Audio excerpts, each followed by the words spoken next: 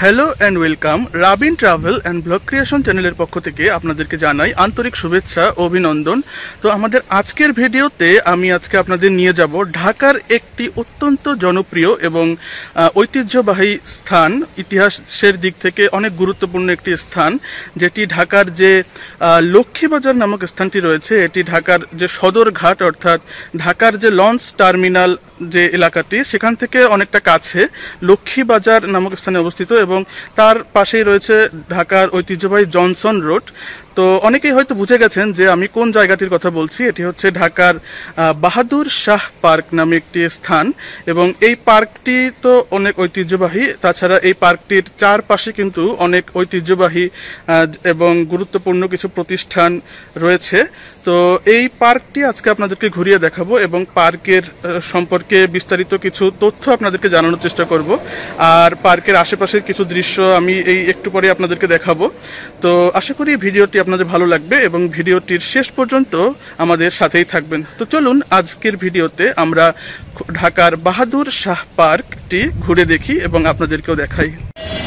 এখন আপনারা দেখতে পাচ্ছেন আমি আছি জগন্নাথ বিশ্ববিদ্যালয়ের একটি গেটের সামনে। এটি আমি আজকে যেখানে এসেছি, এই যে বাহাদুর শাহ পার্ক, তার পাশেই অবস্থিত। আপনারা দেখতে পাচ্ছেন এটি হচ্ছে জগন্নাথ বিশ্ববিদ্যালয়ের একটি গেট।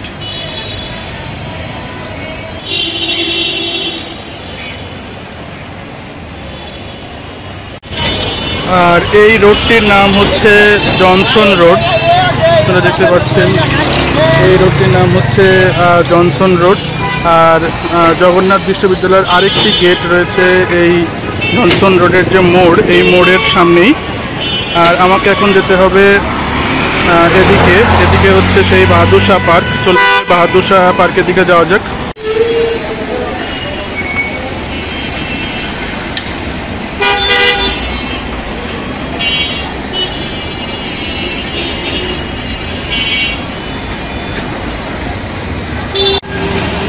তো আমি এখন যাচ্ছি এই বাহাদুর শাহ পার্কের যে গেটটি রয়েছে সেই গেটের দিকে।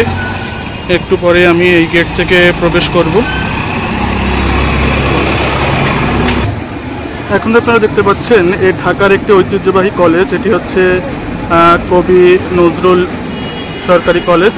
আর যে বাহাদুর শাহ পার্ক সেটির বিপরীতে অবস্থিত। তো চলুন দেখা যাক গেটটি কোন দিকে, আমি গেট থেকে প্রবেশ করব। এই বাহাদুর শাহ পার্কের অপোজিটে এখানে একটি সুদৃশ্য একটি স্থাপনা দেখতে পাচ্ছি। এখানে লেখা রয়েছে ওরসে শাহী খসরোজে মোসাবিয়া। সম্ভবত এটি কোনো একটা পীরের মাজার বা কবর এই জাতীয় কিছু হতে পারে। তো আপনারা যারা জানেন তারা কমেন্টে জানাতে পারেন যে এই স্থাপনাটি কি। আমি এখন এই বাহাদুর শাহ পার্ক যেটি রয়েছে তার সামনের ফুটপাথ দিয়ে হাঁটছি এবং এর যে প্রবেশের যে গেট, এই গেটটি খুঁজছি। মনে হয় পেয়ে গেছি গেটটি। আপনারা দেখতে পাচ্ছেন আমার স্ক্রিনে বা ক্যামেরায়, এটি হচ্ছে সম্রাট বাহাদুর শাহ জাফর উদ্যান, যেটি বাহাদুর শাহ পার্ক বা ভিক্টোরিয়া পার্ক নামে পরিচিত। তো এই পার্কের আরও অনেক দুই একটা গেট থাকতে পারে। তো আমি এই গেট দিয়ে এখন এর ভিতরে প্রবেশ করছি। চলুন যাওয়া যাক।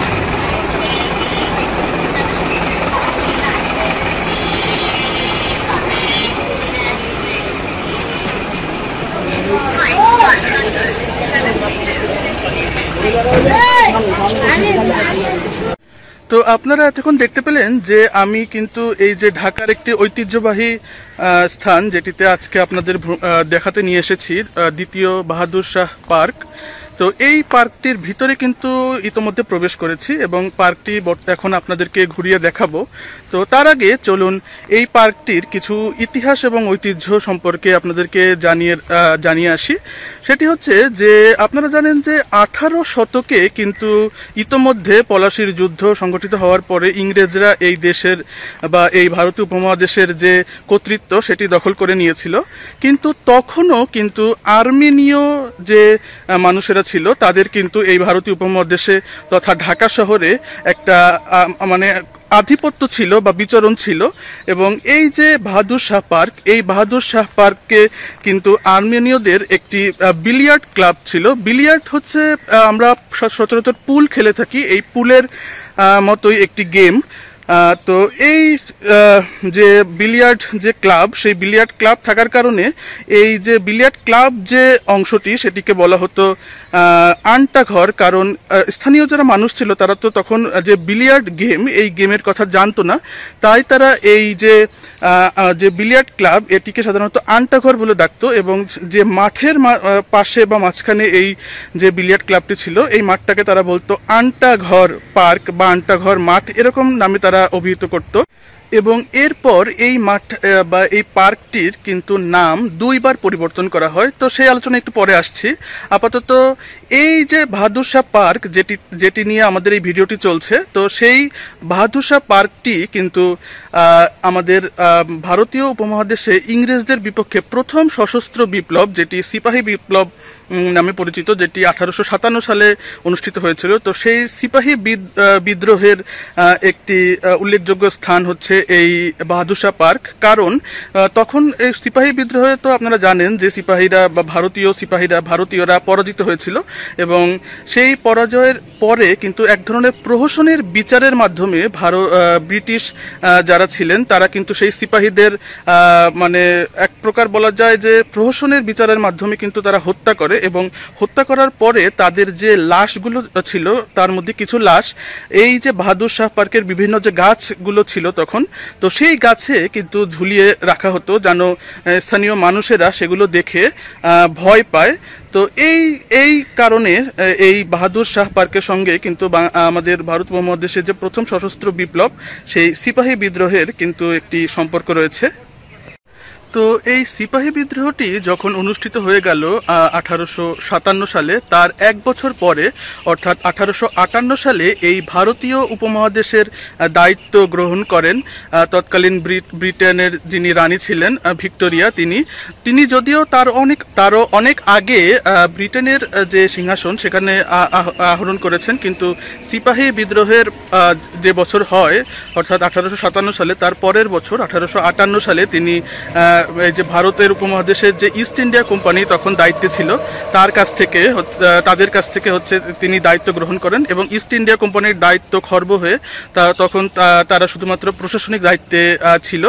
তো এর পরে মানে যখন ব্রিটেনের রানী ভিক্টোরিয়া ভারতীয় উপমহাদেশের দায়িত্ব গ্রহণ করলেন, অর্থাৎ এক কথায় বলা যায় ভারতের রানী হলেন ব্রিটেনের রানীর পাশাপাশি বা সাথে সাথে, তো তখন হচ্ছে ঢাকা বিভাগের যিনি কমিশনার ছিলেন তিনি এই বাহাদুর শাহ পার্ক, অর্থাৎ আজকে আমাদের ভিডিওর যেটা প্রতিপাদ্য বিষয়, সেখানে একটি বক্তব্য রাখেন, লিখিত বক্তব্য তিনি সেখানে পেশ করেন বা প্রকাশ করেন। এবং সেই যে ঘটনাটি অর্থাৎ রানী ভিক্টোরিয়া ভারতীয় উপমহাদেশের দায়িত্ব গ্রহণ করা, তারপরেই আসলে এই যে বাহাদুর শাহ পার্ক, এই বাহাদুর শাহ পার্কের যে আগে যেটি নাম ছিল বিলিয়ার্ড আন্টাঘর পার্ক বা আন্টাঘর মাঠ, সেটি থেকে বদলে এই পার্কটির নাম তখন হয় হচ্ছে রানী ভিক্টোরিয়া পার্ক। তো এইটি হচ্ছে প্রথমবার যখন এই আজকের বাহাদুর শাহ পার্ক এর যে নামটা মানে আন্টাঘর থেকে ভিক্টোরিয়া পার্ক হলো। তো এই ভিক্টোরিয়া পার্ক হওয়ার পরে তারপরে কিন্তু দ্বিতীয় বাহাদুর শাহ পার্ক হয়েছে। তারও একটি ইতিহাস রয়েছে, সেটি হচ্ছে যে তখন সেই 1858 সালের পরে তার মানে সিপাহী বিদ্রোহের 100 বছর পরে অর্থাৎ 1957 বা 1958 এরকম একটি সময় কিন্তু এই পার্কটি নাম ভিক্টোরিয়া পার্ক থেকে বদলে বাহাদুর শাহ পার্ক রাখা হয়। কারণ আপনারা জানেন যে সিপাহী বিদ্রোহের সময় কিন্তু আমাদের যে ভারতবর্ষের যিনি নবাব ছিলেন তিনি ছিলেন হচ্ছে বাহাদুর শাহ, দ্বিতীয় বাহাদুর শাহ। এবং সিপাহী বিদ্রোহের মূল উদ্দেশ্য ছিল এই ইংরেজদের হটিয়ে দ্বিতীয় বাহাদুর শাহকে আবার ভারতবর্ষের মানে সিংহাসনে আরোহণ করানো, কিন্তু সেটি তো আসলে সম্ভব হয়নি। বাহাদুর শাহকে ওই 1857 সালের যে সিপাহী বিদ্রোহ, তারপরে বর্তমান মিয়ানমারের রেঙ্গুনে নির্বাসিত করা হয় এবং তার 4 বছর পরে তিনি মারা যান এবং ওই রেঙ্গুনেই তাকে সমাহিত করা হয়। তো সেটি তো সম্ভব হয়নি, কিন্তু 1857 সালের এই ঘটনার 100 বছর পরে অর্থাৎ 1958 সালে কিন্তু এই পার্কটির নাম ভিক্টোরিয়া পার্ক থেকে বাহাদুর শাহ পার্ক নামে নামাঙ্কিত করা হয়। আর এই যে বাহাদুর শাহ পার্ক, এই পার্কটির যে রক্ষণাবেক্ষণ এবং ইত্যাদি যে ঘটনা, এই যে এখানে একটি দায়িত্ব পালন করেন তৎকালীন ঢাকার এলাকার যে যিনি ছিলেন নবাব আব্দুল গনি, তিনি একটি গুরুত্বপূর্ণ ভূমিকা পালন করেন। এই নবাব আব্দুল গনির নাতির সম্পর্কে একটি মনুমেন্ট কিন্তু এখানে রয়েছে, সেটির সম্পর্কে আমরা একটু পরে জানবো এবং দেখব। আর এই সিপাহী বিদ্রোহের যে হত্যাকাণ্ড হয়েছিল এর জন্য একটি মনুমেন্ট বা স্মৃতিসৌধ কিন্তু এই বাহাদুর শাহ পার্কে রয়েছে, সেটিও আমরা দেখব। তো চলুন, আমরা এখন ইতিহাস তো অনেক জানলাম, তো এখন আবার আমরা বাহাদুর শাহ পার্কের এলাকাটি ঘুরে দেখি এবং দেখার সাথে সাথে আমি বিভিন্ন কিছু আপনাদেরকে জানাবো। তো চলুন আবার আমরা সেই বাহাদুর শাহ পার্কে ফিরে যাই। এই পার্কে মোট দুটি গেট রয়েছে। একটি গেট হচ্ছে এটি, যেটি থেকে আমি এই পার্কের ভেতরে প্রবেশ করেছি, আর আরেকটি গেট হলো একদম এই গেটের সোজাসুজি এই পাশে। এই পার্কে মোট দুটি গেট রয়েছে। তো পার্কের যে কোনো একটি গেট থেকে প্রবেশ করার পরে আপনারা দেখতে পাবেন যে এই পার্কের যে চারোপাশ দিয়ে, অর্থাৎ পার্কের যে বাউন্ডারি, সেই বাউন্ডারির চারপাশ দিয়ে এভাবে হাঁটার রাস্তা রয়েছে। তো চলুন প্রথমে আমরা এই হাঁটার যে রাস্তাটি রয়েছে এই রাস্তা ধরে একটু হাঁটি এবং একটি চক্কর দিয়ে আপনাদেরকে এই ওয়াকওয়ের যে সৌন্দর্য এটি দেখাই। আপনারা দেখতে পাচ্ছেন যে এই ওয়াকওয়েতে অনেক হকার বিভিন্ন বাদাম সহ, চিপস সহ বিভিন্ন কিছু বিক্রয় করছেন এবং পার্কের দুই পাশে যে মানে ওয়াকওয়েটির দুই পাশে যে রেলিং রয়েছে বা যে আইল্যান্ড রয়েছে সেটি সুন্দর পরিষ্কার পাথর দিয়ে তৈরি এবং সেখানে অনেকে বসে বিশ্রাম নিচ্ছে।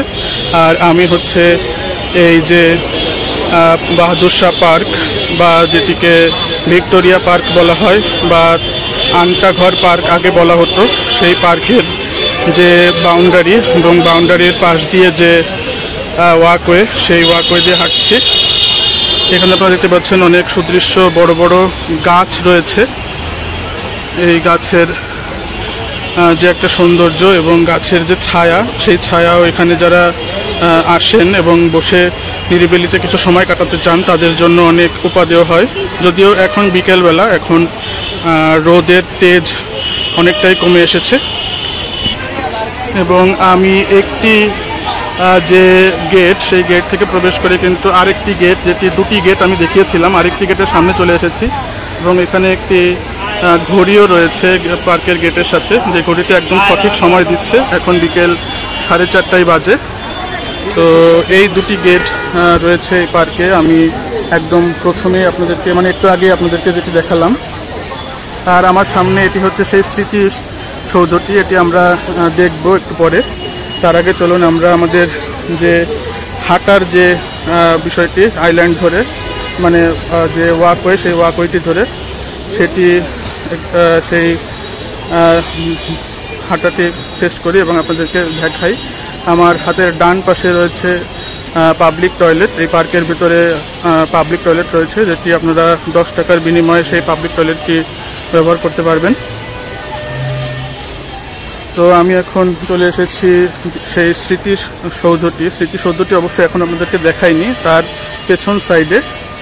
এবং এখানে আপনারা দেখতে পাচ্ছেন যে একটি অনেকটা আগেকার দিনে গ্রিসের যে মানে নাট্য মঞ্চগুলো বা বিভিন্ন যে মঞ্চগুলো থাকতো, তার যে বসার জায়গা থাকতো, তার আদলে একটি যে সিঁড়ির মতো করে বসার জায়গাগুলো, সেগুলো রয়েছে। কিন্তু এখানে আসলে অপরিষ্কার থাকার কারণে সিঁড়িতে বসার কোনো উপায় নেই। একমাত্র একদম উপরের যে সিঁড়িটি রয়েছে সেখানে কয়েকজন বসে রয়েছে, আমরা দেখতে পাচ্ছি।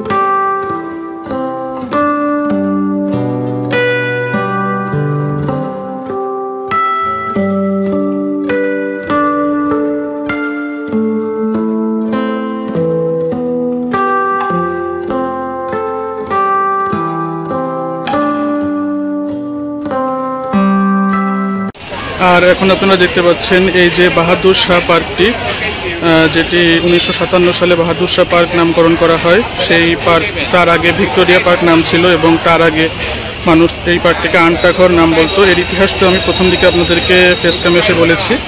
তো সেই পার্কটি কে উদ্বোধন করেছেন এবং কবে উদ্বোধন হয়েছে, সংস্কারের পরে, সব বিস্তারিত এখানে বিষয়টি দেওয়া রয়েছে। আপনারা চাইলে একটু পজ করে পড়ে নিতে পারেন। আর এই যে ফলকটি, এই ফলকটির পেছনেই রয়েছে সেই স্মৃতিস্তম্ভটি, যে স্মৃতিস্তম্ভটি রানী ভিক্টোরিয়ার যে সিংহাসনে আরোহণ এবং 1857 সালের যে সিপাহী বিদ্রোহে যে আমাদের ভারতবর্ষের যে সিপাহীরা শহীদ হয়েছে বা মারা গিয়েছে, তাদের স্মৃতি রক্ষার্থে এই যে স্তম্ভটি তৈরি করা হয়েছে।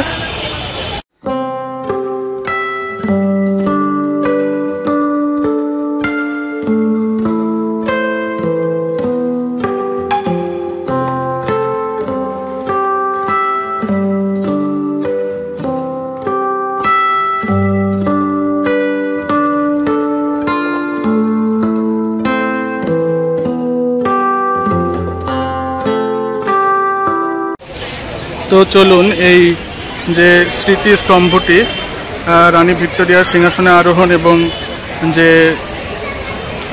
আমাদের যে সিপাহী বিদ্রোহের যারা শহীদ হয়েছিলেন এবং যুদ্ধ করেছিলেন তাদের যে উদ্দেশ্যে নির্মিত যে স্মৃতিস্তম্ভটি, তো সেটির উপরে আমি এখন উঠলাম, আপনারা দেখলেন।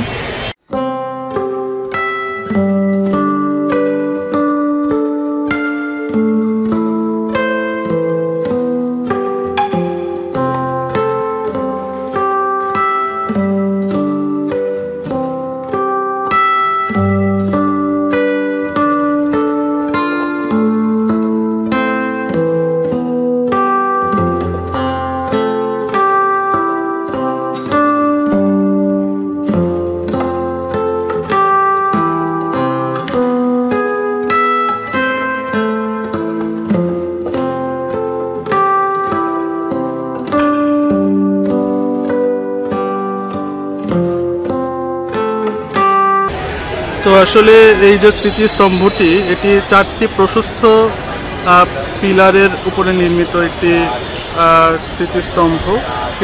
মানে ঐতিহাসিক বিশেষত্ব থাকলেও এটির মানে দৃষ্টিনন্দন কোনো বিশেষত্ব বা এরকম কিছু নেই এবং জায়গাটিও রক্ষণাবেক্ষণ করা হয় না, সুতরাং অপরিষ্কার হয়ে রয়েছে।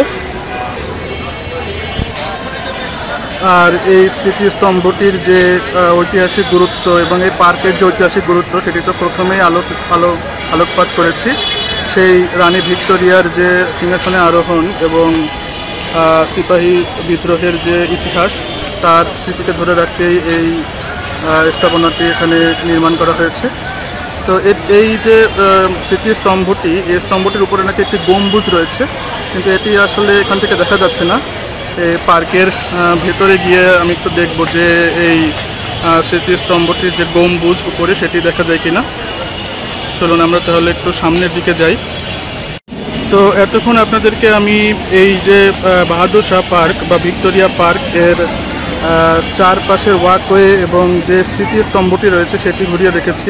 এখন আমি আছি পার্কের ভেতরের দিকে এবং ভেতর থেকে এই পার্কের যে সৌন্দর্য সেটি উপভোগ করছি। এখানে অনেক বড় বড় গাছ রয়েছে এবং আমি দেখতে পাচ্ছি এখানে একদল ছেলেরা এখানে ক্রিকেট খেলছে শর্ট পিচে। এই বিকেল বেলাতে যে লোক সমাগম হয়েছে সেটা দেখে আপনারা সহজেই বুঝতে পারছেন যে এই বাহাদুর শাহ পার্কটির ঐতিহাসিক গুরুত্ব এর পাশাপাশি এই পার্কটি কিন্তু আশেপাশের মানুষ বা দূর দূরান্ত থেকে যারা এই এলাকায় আসেন তাদের একটু নিরিবিলিতে বসে থাকার জন্য বা ঘোরার জন্য, প্রাকৃতিক পরিবেশের সঙ্গে একাত্মতার জন্য এবং কিছু সময় পায়চারি করার জন্য অধিক গুরুত্ব বহন করে এই পার্কটি। তো সেটি আপনারা এই লোক সমাগম দেখেই বুঝতে পারছেন। তো এই পার্কে মোট 2টি স্মৃতিস্তম্ভ রয়েছে। একটি আমরা একটু আগে ঘুরে দেখেছি, ওটি হচ্ছে উপমহাদেশের মানে ইংরেজি উপনিবেশ স্থাপনের পরে প্রথম সশস্ত্র বিপ্লব, সিপাহী বিপ্লব এবং রানী ভিক্টোরিয়ার যে সিংহাসনে আরোহণ তার নিমিত্তে তৈরি। আর এই যে সামনে আপনারা যে স্মৃতিস্তম্ভটি দেখতে পাচ্ছেন, এটি হচ্ছে খাজা খান হাফিজুল্লাহ ওবিলিস্ক। ওবিলিস্ক মানে হচ্ছে এটি একটি, এই যে স্থাপত্য যে শিল্প, এই শিল্পর একটি বিষয়।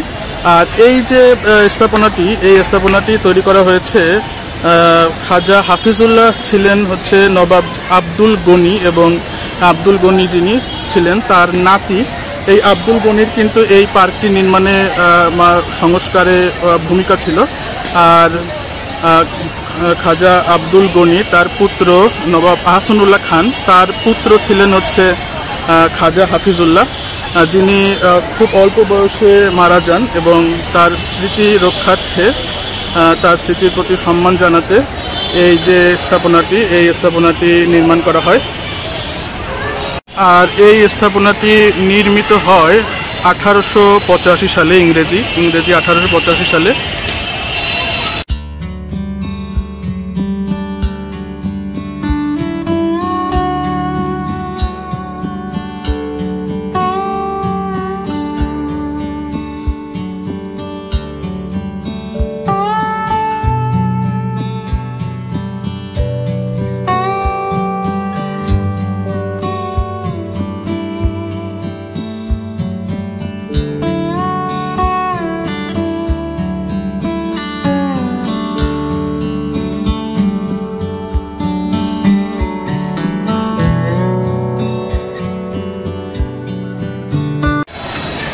আর এখানে এই বিষয়টা লেখা রয়েছে, কিন্তু এখন আসলে রক্ষণাবেক্ষণের অভাবে এটি অস্পষ্ট হয়ে গিয়েছে। আপনারা দেখতে পাচ্ছেন কিনা, এখানে খাজা হাফিজ উল্লাহ লেখা রয়েছে।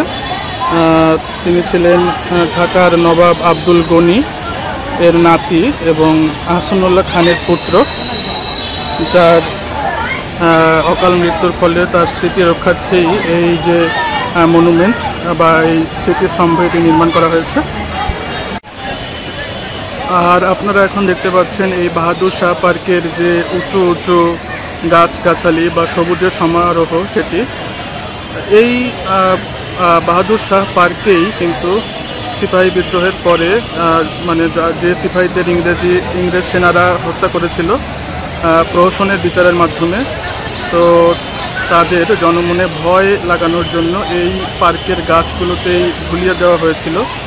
কিন্তু সেটি এখন থেকে প্রায় 200+ বছর পূর্বের কাহিনী, ঘটনা। সেই সময়ের কোনো গাছ এখনও টিকে আছে সেটি আসলে বলাটা ঠিক যায় না। কিন্তু এই গাছগুলো এরকম গাছেই ঝুলিয়ে রাখা হয়েছিল আমাদের যে সিপাহী বিদ্রোহের সৈনিক যারা ছিলেন তাদের, এবং ঝুলিয়ে রেখেছিল ইংরেজরা। আর সেই তারপর থেকে এই জায়গাটি অনেকটা জনমনে ভয়ের সৃষ্টি করত অনেক দিন যাবৎ। তারপরে নবাব আব্দুল লতিফ সহ যারা ছিলেন তারা এই পার্কটির সংস্কার করেন এবং রক্ষণাবেক্ষণের দায়িত্ব গ্রহণ করেন।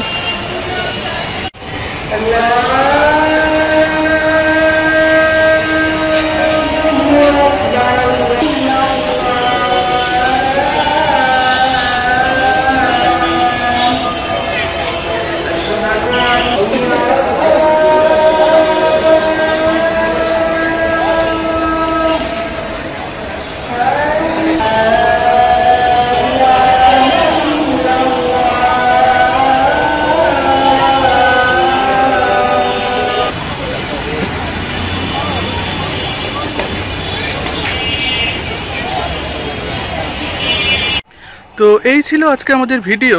আজকে আমাদের ভিডিওটি ছিল ঢাকার একটি ঐতিহ্যবাহী স্থান বাহাদুর শাহ পার্ক। তো এই বাহাদুর শাহ পার্ক পার্কটির যে ভেতরের যে পরিবেশ এবং বাহাদুর শাহ পার্কের যে ইতিহাস এবং ভেতরে কিছু ঐতিহ্যবাহী যে মনুমেন্ট বা স্মৃতিসৌধগুলো রয়েছে সেগুলো আপনাদেরকে এই ভিডিওতে দেখানোর চেষ্টা করেছি। তো আশা করি ভিডিওটি আপনাদের ভালো লেগেছে এবং এই বাহাদুর শাহ পার্কের ঐতিহ্য সম্পর্কে কিছু তথ্য আপনাদের সঙ্গে শেয়ার করার চেষ্টা করেছি। তো সব মিলে আশা করি ভালো লেগেছে। ভালো লাগলে অবশ্যই একটি লাইক দেবেন, আপনাদের মূল্যবান মতামত, এবং পরবর্তীতে আমাদের চ্যানেলে কি ধরনের ভিডিও চান সেগুলো অবশ্যই কমেন্টে জানাবেন। আর ঢাকার যাত্রাবাড়ি থেকে কাছাকাছি আরেকটি সুন্দর এবং দৃষ্টিনন্দন স্থানের ভিডিও আসবে খুব তাড়াতাড়ি। তো ওই ভিডিওটি পেতে এবং সামনের অন্যান্য সকল ভিডিও পেতে অবশ্যই চ্যানেলটি সাবস্ক্রাইব করতে ভুলবেন না। সবাই ভালো থাকবেন, সুস্থ থাকবেন। পরবর্তী ভিডিও পর্যন্ত সবাইকে টাটা।